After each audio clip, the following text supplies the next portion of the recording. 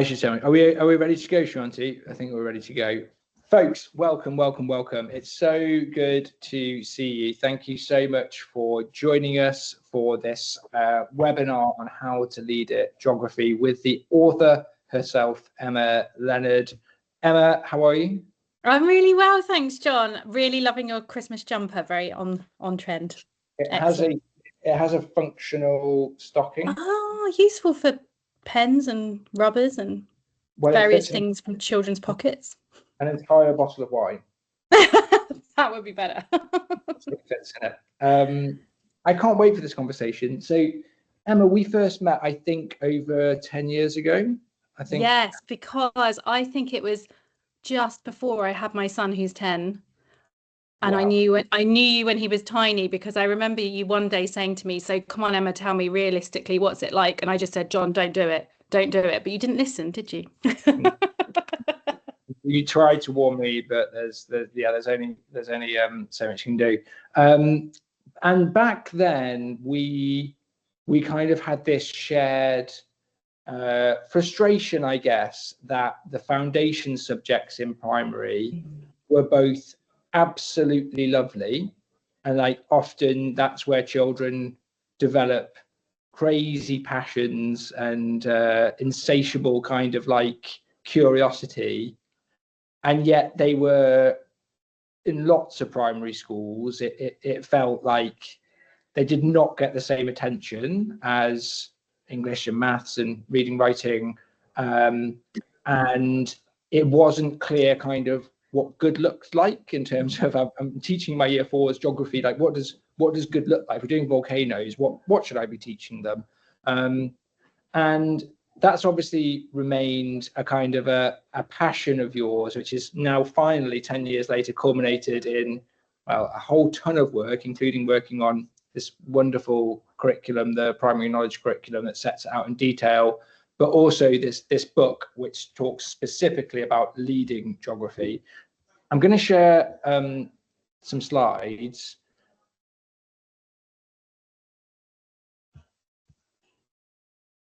Here we go. Can you see those slides? Yeah. Great. So I'll start off just by talking a little bit about what's in the book, because there's everything that a geography lead might need and more. And I'm aware that you sort of have the benefit of walking the walk with this, but also working with hundreds of geography leads in primary, and sort of getting a sense of some of the problems that they face, but also where there's real bright spots of like great practice. And folks can see from the contents here that there's chapters on curriculum design, on scaffolding, on field work, which we'll get to. I know a hot topic at the moment, map work, and this idea of sort of place, space, and belonging, as well as some of the more like theoretical sort of like curriculum theory bits, like cognitive science, sort of like informing it, and research evidence more generally, how to assess geography. And I suppose that one of the things that I love about this book, and you can see this is from the first chapter, there's a kind of like a chapter summary here. And this is really helpful, by the way, because people are busy and geography leads are really busy. And so at the end of each chapter, there's this sort of like summary of like the most important points. But we talk about middle leadership in primary school as if it's kind of one thing, as if it's kind of one skill set. But there's something, obviously, subjects are distinct and geography is distinct. And so there's obviously something that's unique about leading geography. There's special sort of specific areas of curriculum and pedagogy. So would you mind just by sort of starting off how you think geography is different as a subject to other subjects, and how leading geography is different within a primary school? That's a really good place to start, John. I think one of the things that really excites me about geography is that we have this opportunity to tell a story about the world. And we've got the national curriculum, and I know lots of schools, might be doing their own kind of curriculum. And so often teachers are kind of given, maybe some resources, maybe some medium-term plans, etc. But I think what we can do as leaders of geography is really think about that story and what that looks like for our school, in our like local context, thinking about what is it that children experience, the children that come to our school and sit in our classrooms, what is their experience of the world? And then we can start to kind of put together this curriculum that tells a story of the wider world for them. And we've got so much choice, really, you know, like the national curriculum in Key Stage 1 specifies that they learn about a small area of the United Kingdom. Well, which small area are we going to pick? Like straight away, you've got like massive amounts of choice. And with that choice is quite a lot of power. I always think we, you know, as primary school teachers, we probably don't feel very powerful, but that will give children an insight into an area that you pick, and then we need to know why. Then if we're going to compare that with, I think it says a non-European country, a small area of a non-European country, well, which country do we pick? Which area of that country do we pick? So we're already kind of, we've got a lot of power, I think, as geography leaders. And also, I think it's important to kind of question what we're given. So, you know, if we're following a predetermined curriculum, like we do need to sort of as well think for ourselves, is this the right choice? Is this telling the right story of this place? You know, is this what I want for our children? And why is it there in the first place? So I think, you know, obviously with geography, similarly with other primary subjects, we've got to be really clear on our intent. But for geography, I think that's a really, really important thing, because we can get it wrong. You know, we can tell the single story of a place rather than kind of help children understand, you know, the diversity within places as well. So, you know, we've got that clarity on intent. We want that curriculum to be structured in a way that children can, you know, work through the sequence and make progress as they work through. And I think, again, you know, for geography, one of the challenges within that is actually making sure that there is that progression building, and that we're not just jumping from place to place to place. Oh, well, I've done that place, tick, I'm going to do another place, tick. But we're actually saying, well, what are they learning about these places, and what does progression look like within that understanding? Does that sort of make sense? So that totally makes sense. And that kind of the dual kind of the freedom, but then the responsibility that brings kind of comes through, which sort of feels both very exciting, but potentially quite intimidating. Is your sense that folks that are leading geography, like when you sort of meet geography leads,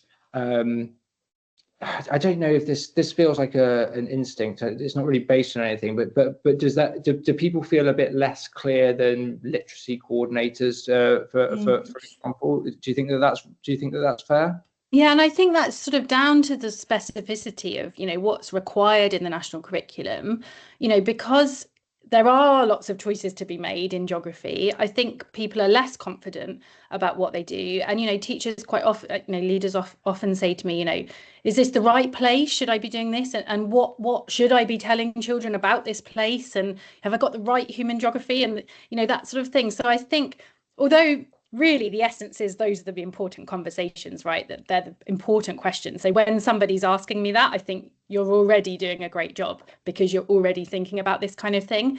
But I think, you know, we're often as primary teachers given these roles, and we may not have a specialism in that subject, particularly in small schools, you know, where you're leading geography and history and maybe music and art or something as well.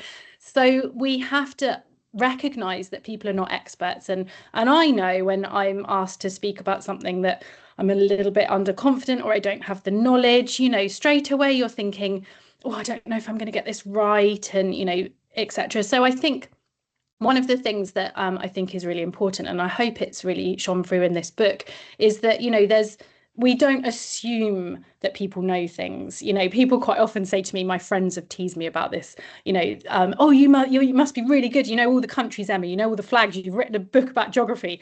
I don't, you know, you only know what you know. And so I think for primary geography leaders, it's about understanding, you know, understanding your role, understanding the power that your role has, and, you know, that what it can do for children in your school if you really do think carefully about some of those decisions you're going to make about which places they encounter, you know, what kind of skills are they going to be developing, and how do they develop them.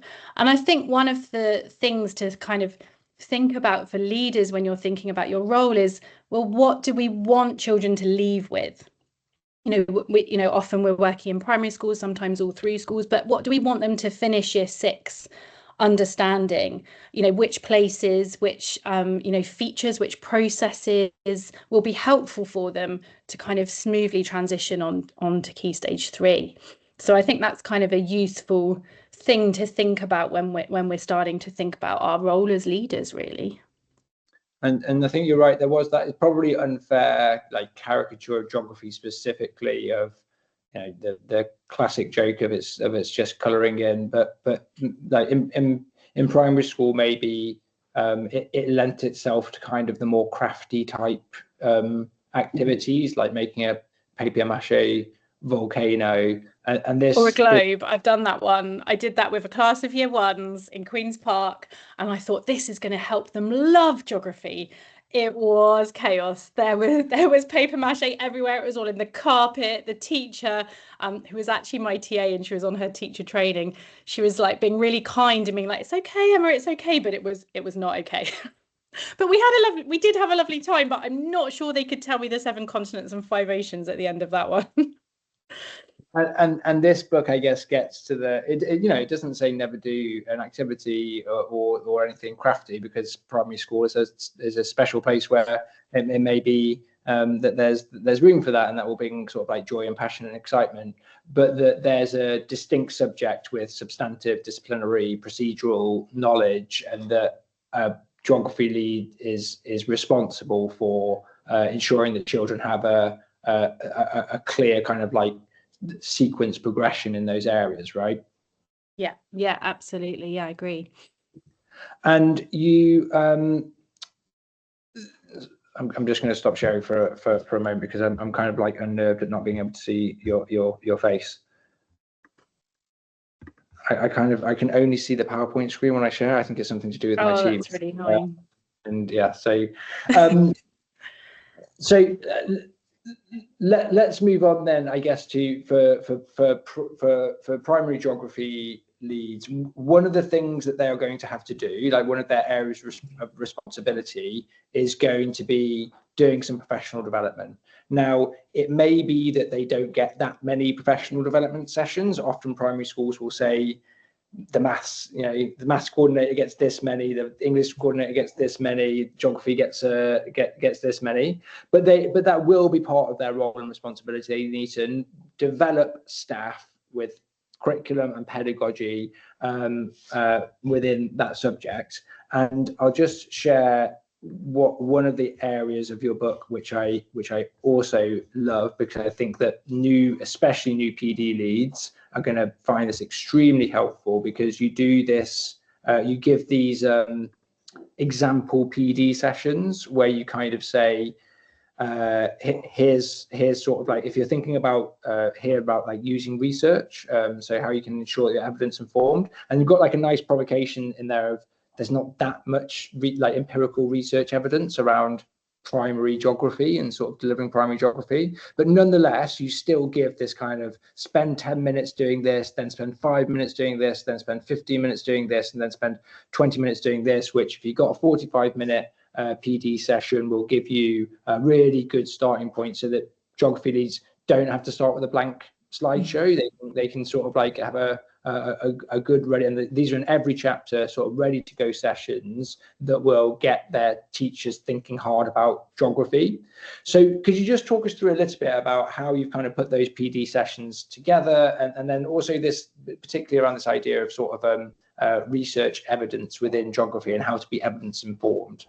Yeah, I think with these sessions, I mean, all of us that did these books started with the brilliant suggestions from the EEF around PD and what it should look like, and so we created these example sessions based on their 4 kind of principles. So you'll start your session building some knowledge, so as you would with a lesson, you've got to teach the students something. So with the teachers, I want to teach you something because I've read about geography and I'm going to share this with you. I've picked something. Then we want to motivate them a bit, so start thinking about, okay, well, based on what I've taught you, what are the implications, and why is this exciting for us, and what can it do for us? Then thinking about developing a sort of teaching technique. So, is it something that we're going to actually have to change, or are we going to try something new, or, what are we going to do? And then thinking about the kind of embedding of that practice. So these little sessions, like, as you said before, we know teachers are busy. They're kind of suggestions, but you could switch in any content that was really relevant to you, thinking about the development of your subject. And I think with the research evidence, there's not much out there specifically on primary geography, and what is out there is often kind of case studies. So something that has worked really well in one school, but you start sort of thinking, well, I don't know, I'm in quite a different context, is it applicable?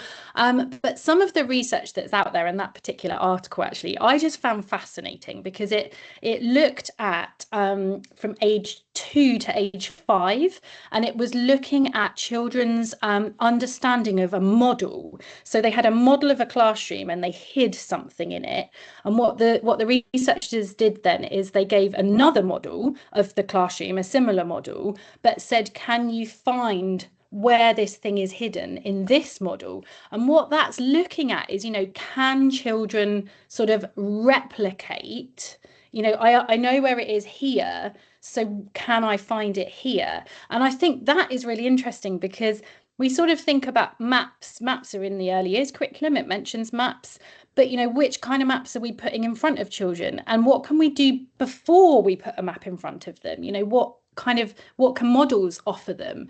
And I think that is just really interesting, because it's a study. It's done. They used 175 children, I think, to do it. So, they could draw some quite strong conclusions from what they found. But what I think is really interesting then is, well, what do we do then in our early years? How can we support children to be developing? Anyway, I'm going off because we're talking about PD, but I think that was a really interesting piece of research, which, it was the University of East Anglia, and, they put their research out there, but then how do we make sure that teachers are actually thinking about this? And, lots of teachers are not necessarily, academics in these subjects, as we've said, but some of this research is accessible, and we can then start thinking about what we do. So I was just envisaging, I'd want to share that with my staff. I'd want my early years team to be thinking about, what are we doing with our continuous provision that's going to support some of this understanding of, replicating models. And they're saying in this piece of research that, actually we can get very young children engaging with maps. They can make that kind of cognitive leap between what they're seeing in front of them and then something that is, a model, a sort of representation of it. So I think one of the key things for me is you don't have very long for these PD sessions. You want to have impact. You don't want to just do your presentation and then be like, thanks everyone, go home, and then nothing happen afterwards.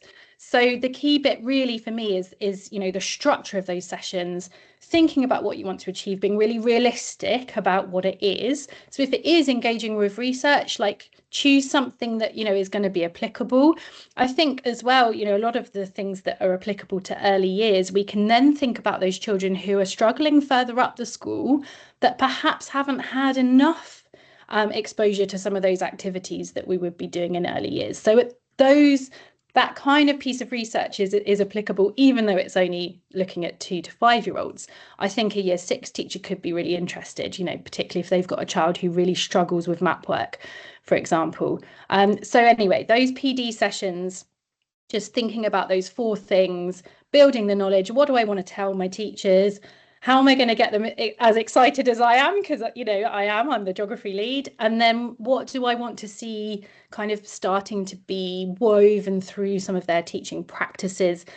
And then how do we check, like, is it working? Has it become part of like the fabric of what we're doing? Are we ready to move on to the next one, or do we need to come back and look at this again? So yeah, I hope those PD sessions that are in there are good examples, but also easily transferable to other content if people wanted to use them that way.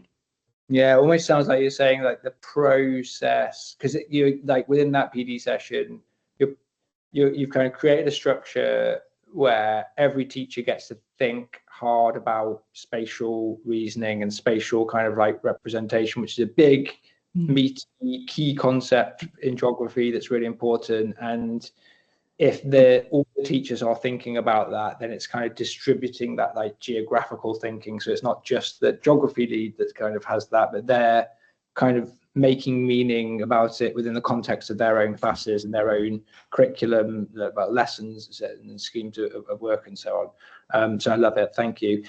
You mentioned something earlier, well, a couple of times you've mentioned the idea of place.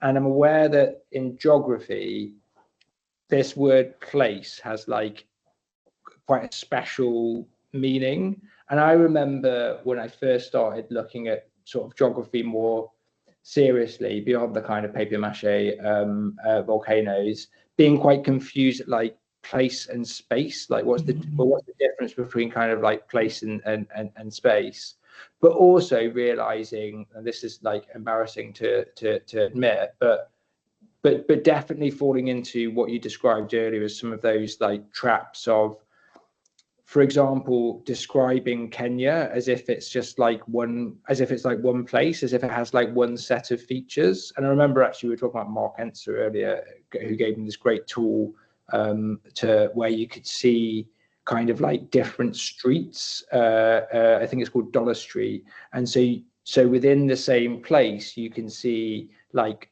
streets that are kind of lower income and streets that are higher income, and sort of see that there's as much diversity even like within Nairobi as there is within London or Peterborough.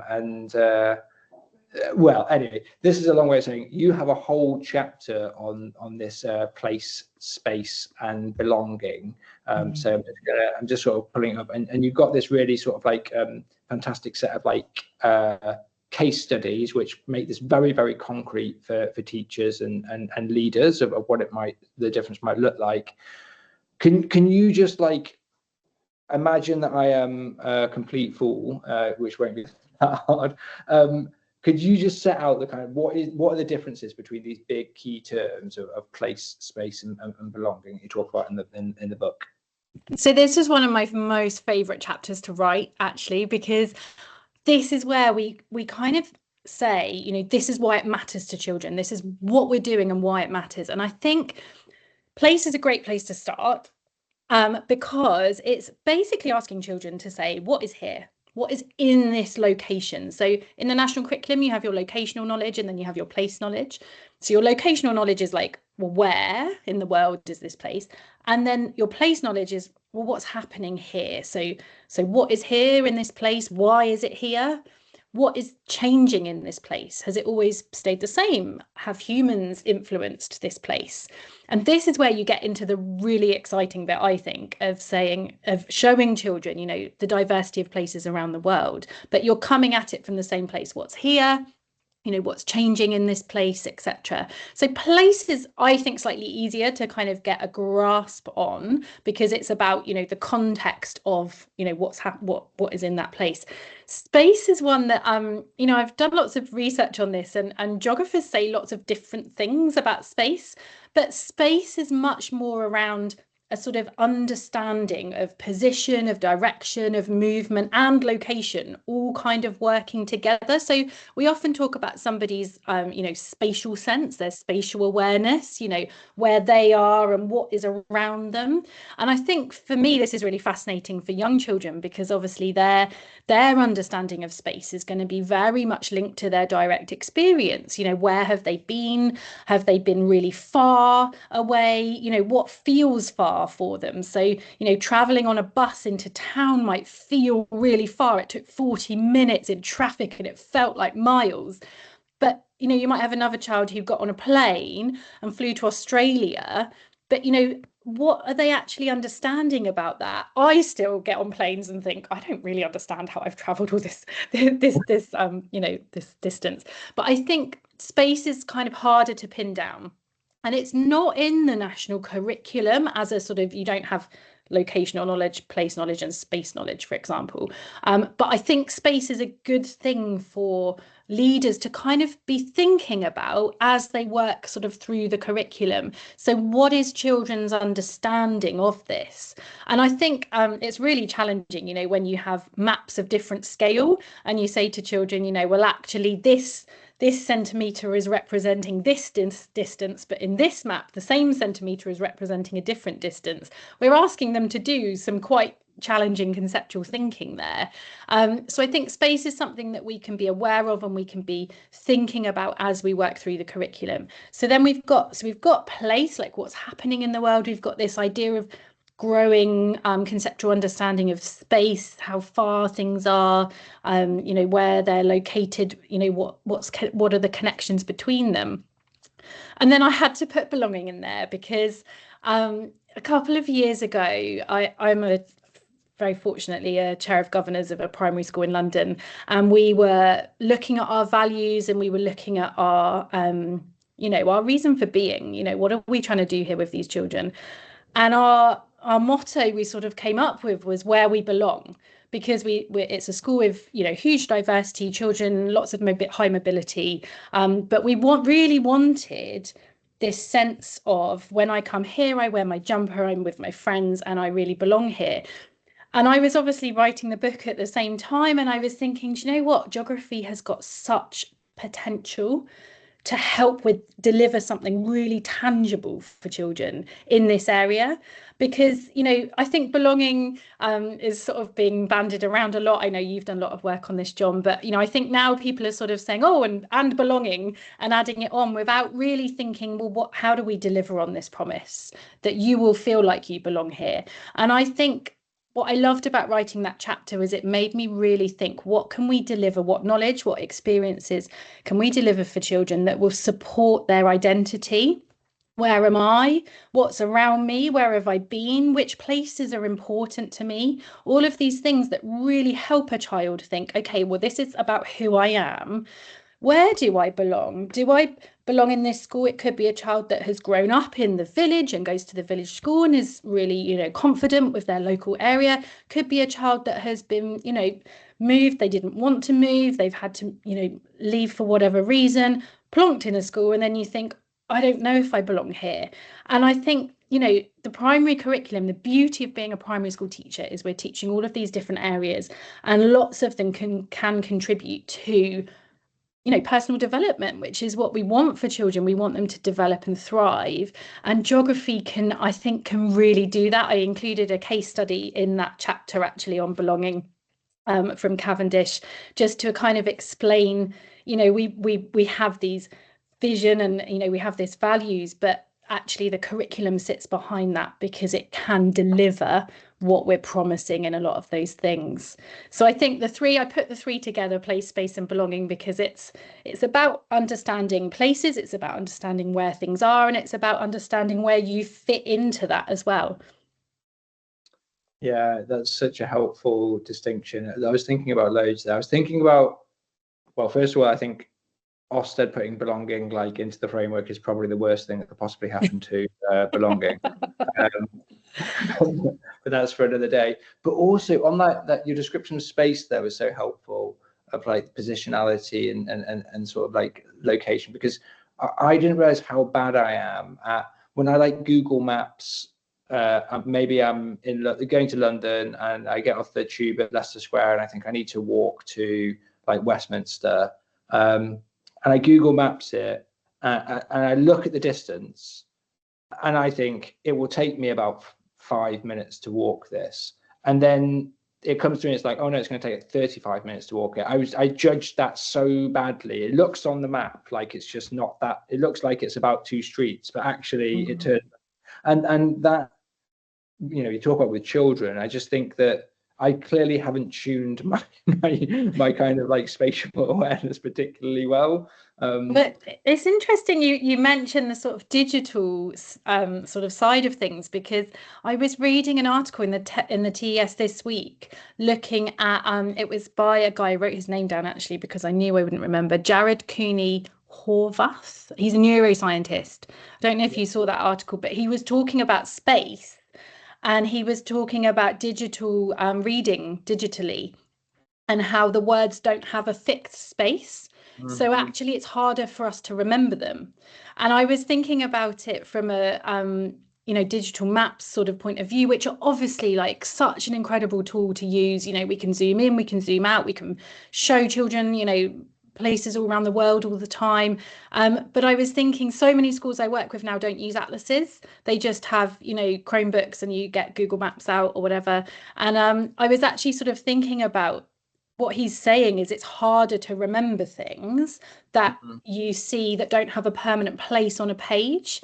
So you just scroll and those words are kind of at the top of the screen, then they're in the middle, then they're at the bottom, then they're gone.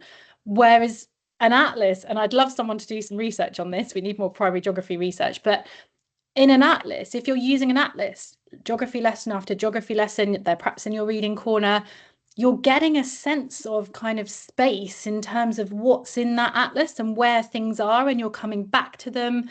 I don't know, I'm not a researcher, but I really feel like we've got a strong claim for saying we need children to have access to an atlas as they work through their primary geography curriculum, with the digital options as well to enrich that, but that being the foundation for coming back to that map. It's there on their table for all of that lesson. The kids that are like, oh, I want to have another look, can have another look later. The kids that are still obsessed with the flags, that's absolutely fine, you can look at your flags again, and I do think it will support memory and really help with the fluency of that kind of thing. But anyway, I digress. It's a good digression, because actually I think that you're right. Like, I think one of the things that throws me is because I have to like pinch and pinch and pinch, that map is transforming, and I'm like, oh, I'm going closer and closer and closer. It must be like no distance at all now, and it's difficult to get as you're sort of scale switching, aren't you? Yeah. If you had if it was fixed space, and I'm aware that that bit is about 2 miles, and I know it takes me about 45 minutes to walk 2 miles, then I can kind of scale that in my head then. But if it's like that bit's 2 miles, unless you do this, and now it's not, now it's something else, the bigger might be smaller, then it's very, very difficult to judge.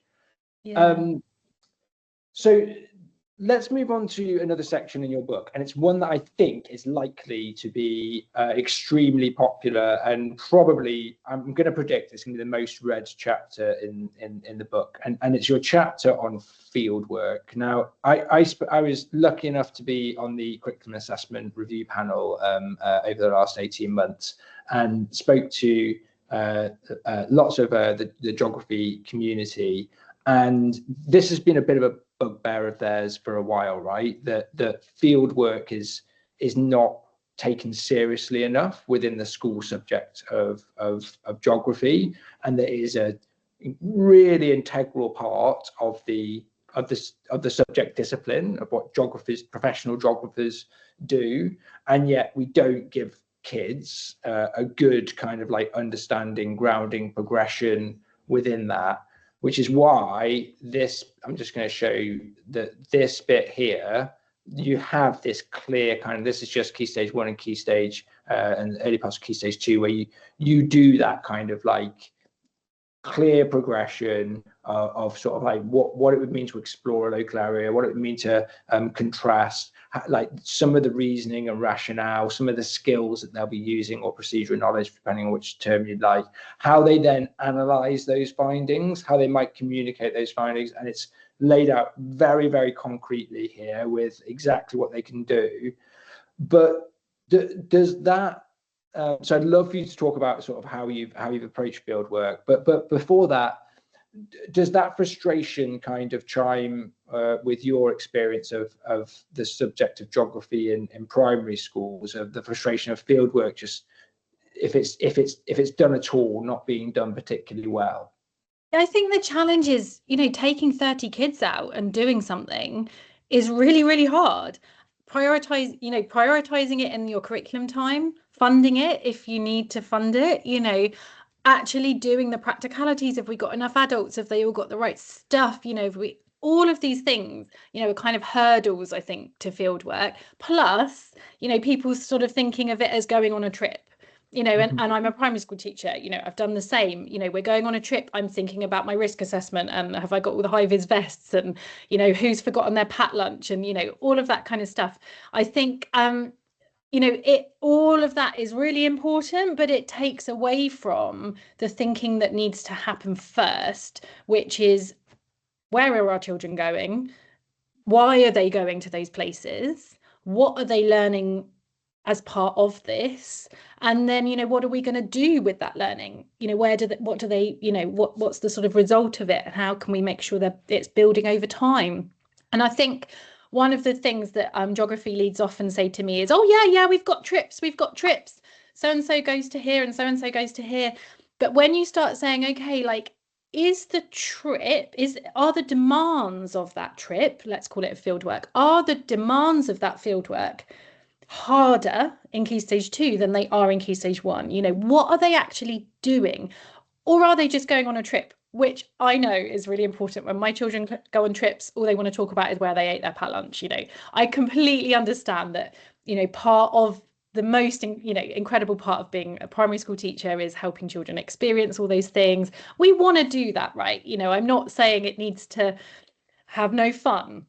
And obviously the packed lunch is important, but I think for a geography lead, what you need to know is, are you making sure that there's progression built into those, the things that are required of children while they're there?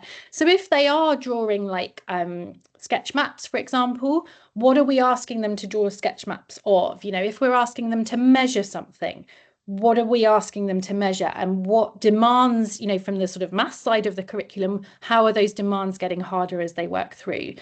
And I think with this, we also need to recognise that there might not be field work in terms of big trips going on in every year group, because you can't do trips in every single subject, and you need to go to the galleries and hear some music and things as well.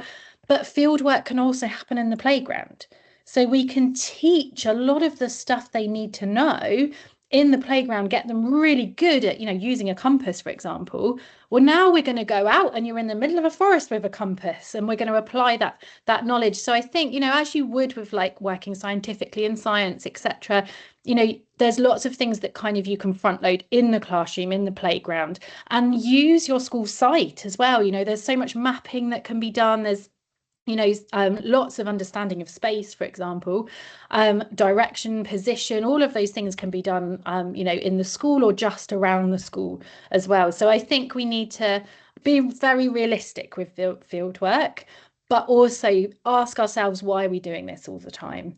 And, sometimes, especially if you're a ECT, and you get given this role, or like you're in your early career, it might be a teacher saying, well, we always go to this place. We have done for years, Emma. Why are you suggesting I do something else now? That can also happen where people are kind of a little bit possessive over their trips that they do in their year group. But we do have to ask, what role does this play in the sort of bigger picture of the curriculum story? Everything has to earn its place. And so I think fieldwork is one of those things that, can accidentally sort of like be sidelined or turned into a focus more on kind of going out and doing things. But there are, specific skills we want children to develop, and we can do that if we think about that progression.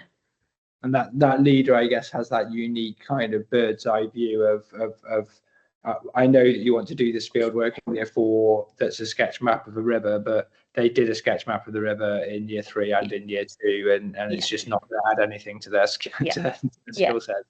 Yeah, exactly. Super. Final question, and I'd love just for you to talk a little bit about this chapter on implementation, because you have a whole, like, ultimately a geography leader will be having to implement stuff. Might be a new curriculum scheme, might be a particular pedagogical approach, might be some new sorts of like worksheets or tasks that children are doing.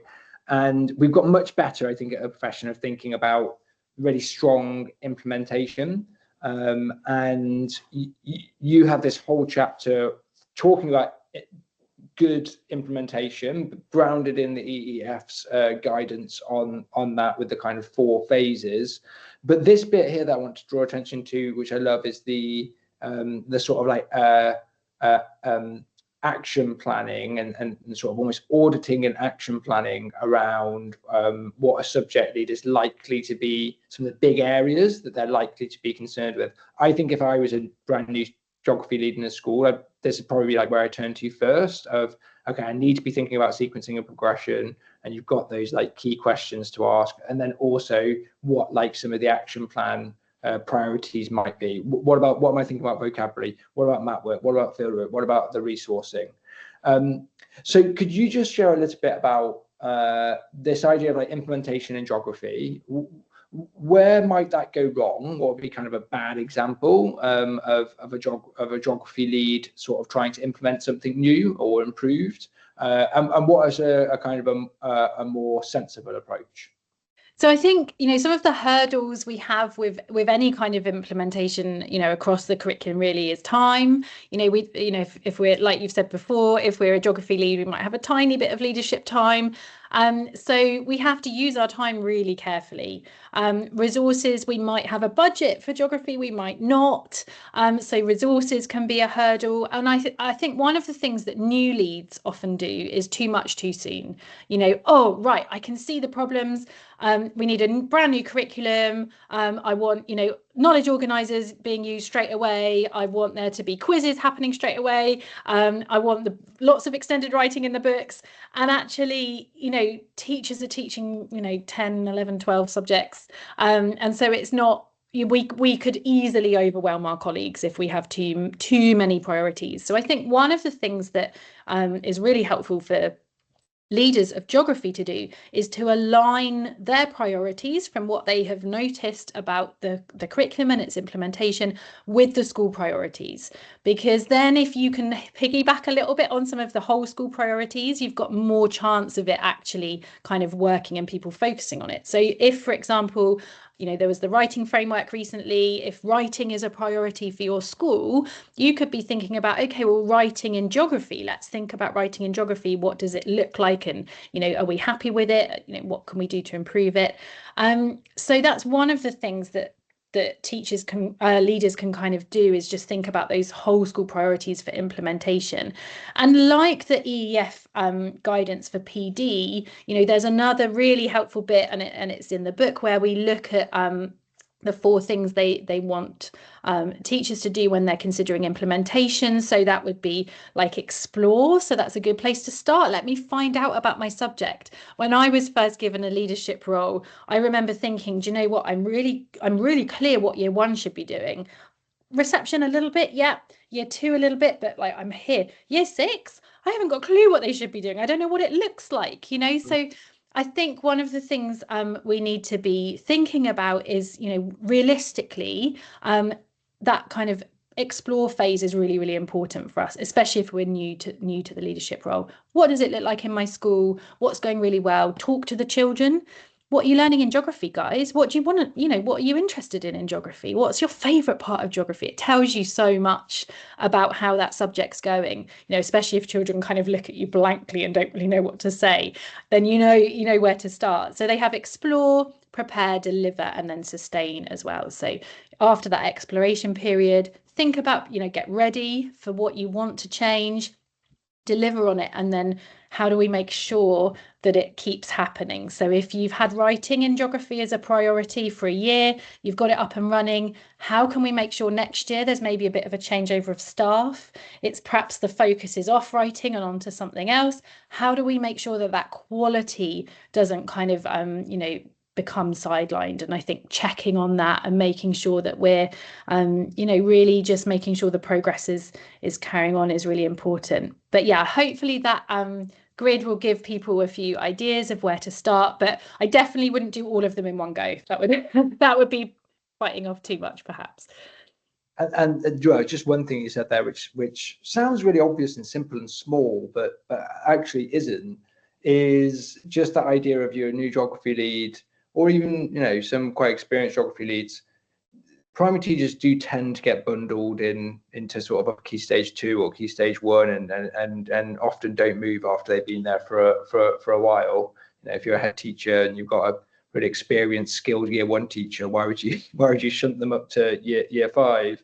And so maybe the first step as a geography lead would be, if you teach year 6, get down to key stage 1, get down to early years, see like what does geography look like in those year groups, and vice versa. If you're a key stage, you were teaching year 1, like what are they doing in year 5, in year 6 in their geography lessons, Sounds really obvious and simple, but that's, I guess, another of the big responsibilities of a geography lead. Of you actually need to know what it looks like across the whole school now. Yeah, and off, I think if there's scope for it, offer to teach some geography. Can I teach your next geography lesson in year 6? I'm teaching year 1, but I want to have a go. I want to go through the thinking of preparing it and delivering it, because it tells you so much about your subject. I know, that might be challenging to organize logistically, but if you can observe, but also do some teaching together, or offer to teach, I think there's definitely a lot of value in that kind of thing.